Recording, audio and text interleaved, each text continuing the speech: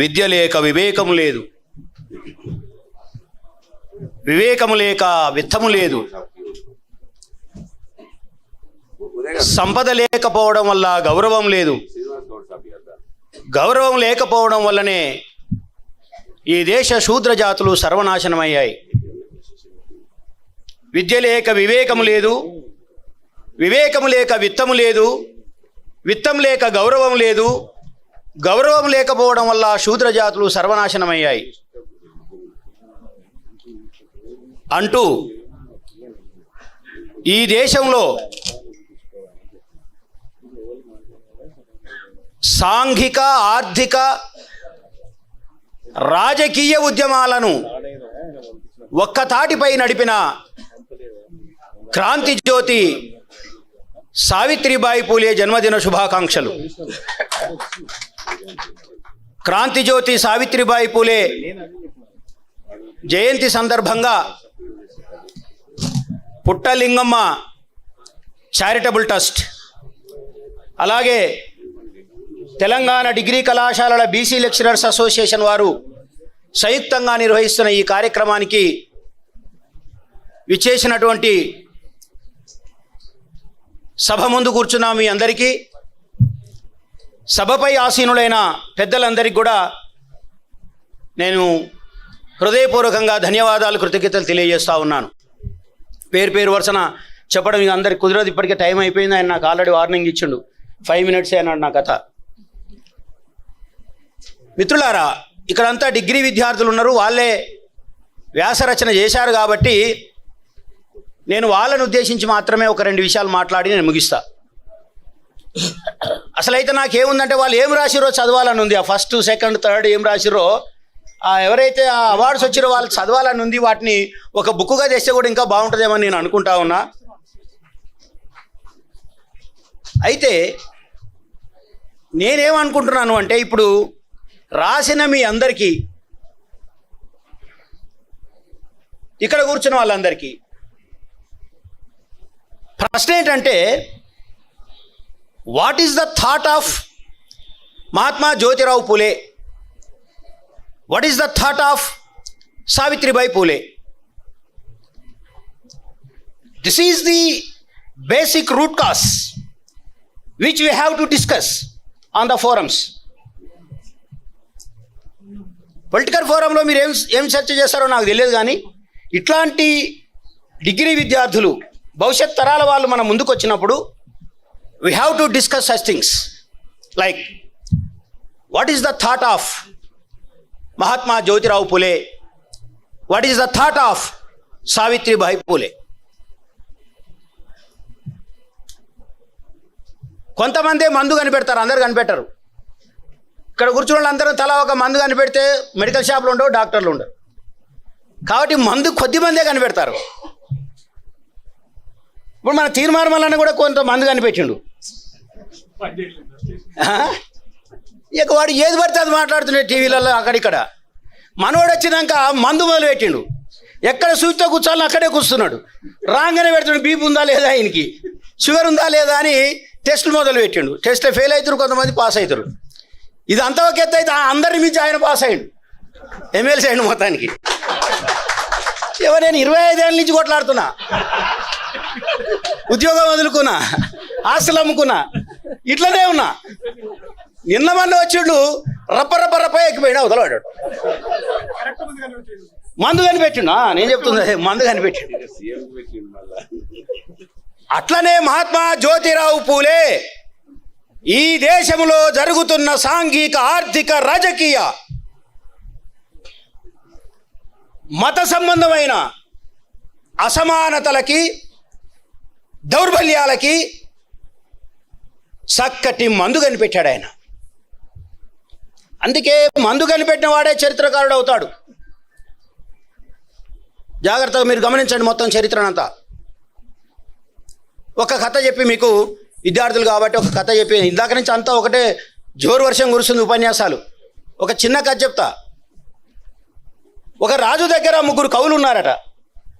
ఒక ఆయన దండి, రెండో ఆయన భారవి, ఇంకొకడు భౌభూతి. దండి, భౌభూతి, భారవి 3 కవులు, సంస్కృత కవులు. అయితే వీళ్ళు ఎటువంటి వాడు అంటే దండి, మన మసూదనాచారాన్నలాగా ఏకసంతాగ్రహి, ఒక్కటేసారి చెప్తే పట్టేస్తాడు.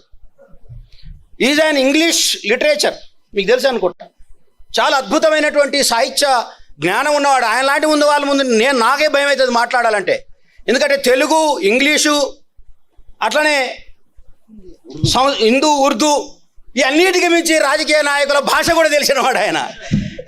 సో అట్లాంటి పెద్ద మనిషి మన మధ్య కూర్చున్నాడు. We are proud of him. ఖచ్చితంగా మనం అతన్ని గౌరవించుకోవాల్సిందే. అన్నిటికీ మించి మా పుట్ట, ఆమె పుట్టలింగమ్మ కాదు, గట్టి లింగమ్మ. ఎందుకో తెలుసా? గట్టని అన్నది. భారతంలో యుద్ధం జరుగుతూ ఉంటుంది, బాల ఘట్టం జరుగుతూ ఉంటుంది, ఇద్దరు ద్రదాలతో వాటితో కొట్టుకుంటుంటారు. అక్కడ కవి చెప్తాడు, కన్న తల్లి కడుపు చల్లగా పుట్టిన గణభుజుండితడు.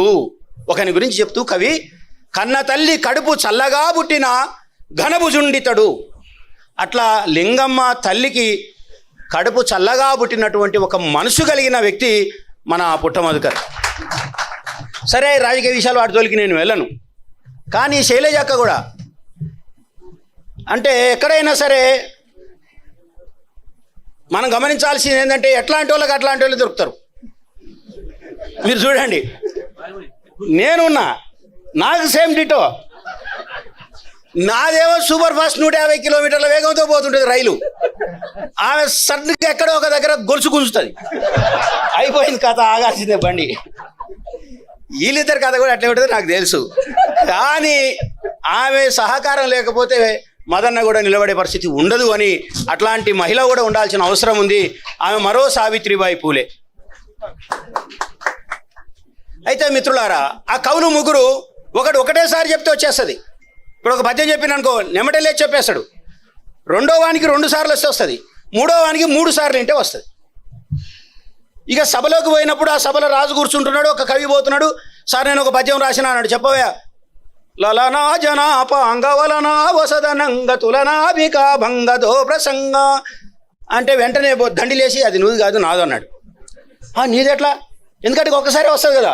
వాడు అదే చదివి, చూసినవా నేను రాసిన, నువ్వు దొంగతనం చేసినవా అన్నాడు. కావాలంటే పోయిన అడుగు అన్నాడు. ఎవరు పక్కన ఉన్న ఆయనకు 2 సార్లకు వస్తుంది. ఆల్రెడీ వాడు ఒకసారి చదివండి, నేను ఒకసారి చదివండి. ఇది 2వ లేచి వాడేమంటే లలనా జనాపాంగ అన్నాడు. వాడు ఇంకో ఇద్దరు సాక్షులు ఉండాలిగా. వాడు అవతరం చెప్పి కావాలంటే భారవిని అడిగాడు. వానికి 3 సార్లకు వస్తుంది. రాసినోడు ఒకసారి, దండి ఒకసారి, బహుభూతి ఒకసారి, వీళ్ళు లేచి అవుతాడు. ఇక ఆ సభలకు ఇంకో కవి పోయే అవకాశమే లేదు. ఎట్లా? వీళ్ళందరు కవులు పోయి కాళిదాసుని పట్టుకోరు. ఏమయ్యా, ఆ సభలకు ఎవరిని రానిచ్చే పరిస్థితి లేదు. మాకు కూడా ఏదో ఇంత భుక్తి కావాలి కదా, మేం కవులమే కదా. సరే ఏందో నేను వస్తున్న పదా అన్నాడు. పోయిండు, చూసిండు, ముగ్గురిని చూసిండు కవులను, దండి, భౌతి, భారవి. బాగా గమనించిండు. ఓహో సరే, ఒక భజన చెప్పు రాండి. ఇంకోటి లేచి చెప్పగానే అదే కథ నడిచింది, లేచి నేనే రాసిన అన్నాడు. సాక్ష్యం 2వ చూపించాడు, 3వ సాక్ష్యం చూపించాడు. వాడు కూర్చుండు. ఇప్పుడు కాళిదాసు వచ్చిండు, తాను స్టార్ట్ చేసిండు.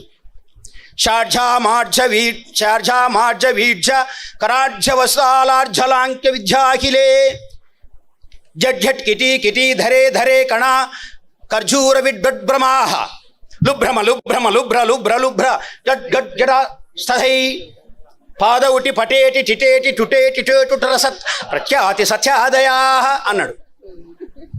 ఇప్పుడు దండికి రావట్లే. ఎందుకు రావంటే ఆయనకు దంతాలు లేవు. ఇక్కడ ఈ దవడ పనులు ఊసిపోయినాయి. వాడిని దవడ పనులు ఊసిపోయినోనికి దంత్యాక్షరాలు పలకరాదు. షాఢ్య మాఢ్య కరాఢ్య ఇట్లా అనాలా, రాట్లే. లేచి శాస్య మాస్య కాశ్య అన్నాడు. అయిపోయింది చాప్టర్. ఎందుకంటే వీడికి రాదు కాబట్టి పక్కోడికి రాదు అంటే 2 సార్లు వినాలే. ఆయనకి 3 సార్లకు వస్తుంది. ఆయన కథ కూడా ఒడిసింది. కాళిదాసు రాజసభలో ఏం చేశాడు? మందు కనిపెట్టిండు. ఏ అక్షరాలైతే వానికి పలకరాదో ఆ అక్షరాలతోటే పద్యం చెప్పడం వల్ల మొత్తం సభకు. అట్లాగే ఈ భారతదేశంలో మహాత్మా జ్యోతిరావు పూలే, సావిత్రిబాయి పూలే గారు పుట్టే కాలం నాటికి ఉన్నటువంటి అనేక సామాజిక, ఆర్థిక, రాజకీయ సమస్యలకు వాళ్ళు మందు కనిపెట్టారు. That is the main thought of doctor Babasaheb Ambedkar, provoked after Mahatma Jyotirao Phule. Phule Ambedkar గారి తర్వాత సరిగ్గా పూలే తర్వాత అంబేద్కర్ గారు కూడా ఇదే పట్టుకుంటాడు ఆయన. ఏంటి అదంటే 2-3 మాటల్లో చెప్పు ముగిస్తా. ది ఈక్వాలిటీ బాగా గుర్తుపెట్టుకోండి అమ్మాయిలు. మీరు మాదంటే మా బిడ్డల వయసు మీది నేను ఒక మాట చెప్తున్నా. ఈక్వాలిటీ అనేది ఈ దేశంలో అక్కడ పెట్టిన మహానుభావులందరి యొక్క జీవితకాల పరమసత్యం. పూలే మొత్తం జీవితం అంతా అదే, సావిత్రిబాయి పూలే జీవితం అంతా అదే, నారాయణ గురు జీవితం అంతా అదే, పెరియార్ రామస్వామి నాయకర్ జీవితం అంతా అదే, బాబాసాహెబ్ అంబేద్కర్ జీవితం అంతా అదే, కాన్షీరామ్ జీవితం అంతా అదే.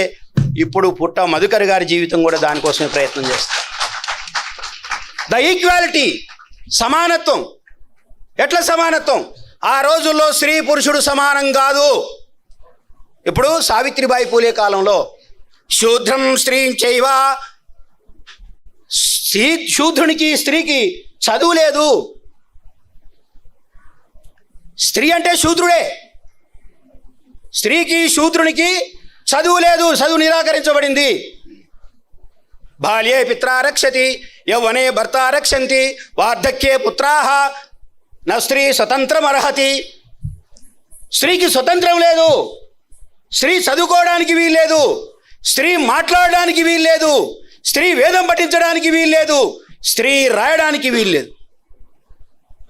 స్త్రీ అంటే ఒక వంటింటి కుందేలు అని ఆ రోజుల్లో ఉండేది. No equality. నాట్ ఓన్లీ స్త్రీ అయిపోయింది, శూద్రులకు మిగతా వాళ్ళకు కూడా లేదు ఈక్వాలిటీ.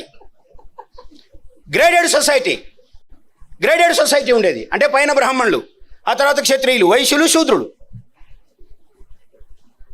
అసలు ఇంకో మాట ఏమంటే శూద్రుడు ఏం చేసినా పాపమే. పుట్టమదన్న ఇప్పుడు ఏం చేసినా పాపమే అవుతుంది, అది అవుతుంది. శూద్రం నచైవ, శూద్రుడు ఏం చేసినా సరే అది పాపమే. అందుకే అటువంటి శూద్ర జాతి నుంచి యావత్ జాతిని నిలబెట్టడానికి మొట్టమొదట తను ఎంచుకున్నటువంటి ఆయుధం సావిత్రిబాయి పూలే. ఇది గమ్మత్తు. పూలే గారు తన భార్యను ఎంచుకున్నాడు, అది సహచరుని ఎంచుకున్నాడు. ఈ దేశంలో చాలామంది ఉన్నారు మేధావులు, మహానుభావులు. 9 ఏళ్ళకే పెళ్ళైంది ఆమెకు.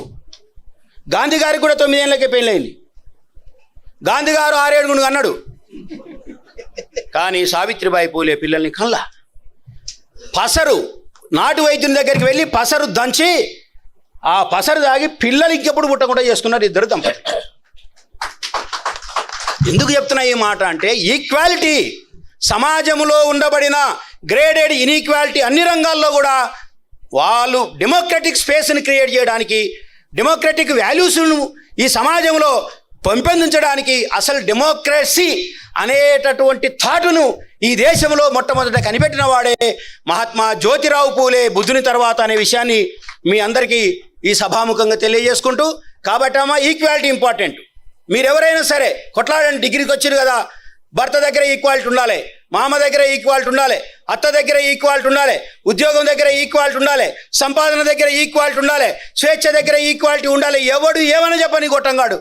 కానీ మీరు కూడా మనుషులే, మీకు కూడా అన్ని శక్తులు ఉన్నాయి, మీకు కూడా అంతే మెదడుంది. మీరు కూడా పోరాడితే ఏ మగవాని కంటే తక్కువ కాదు.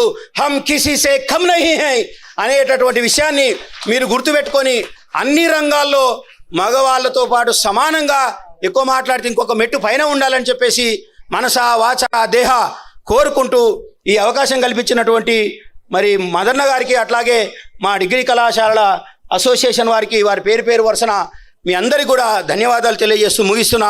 జై భీమ్, జై భారత్, జై పూలే.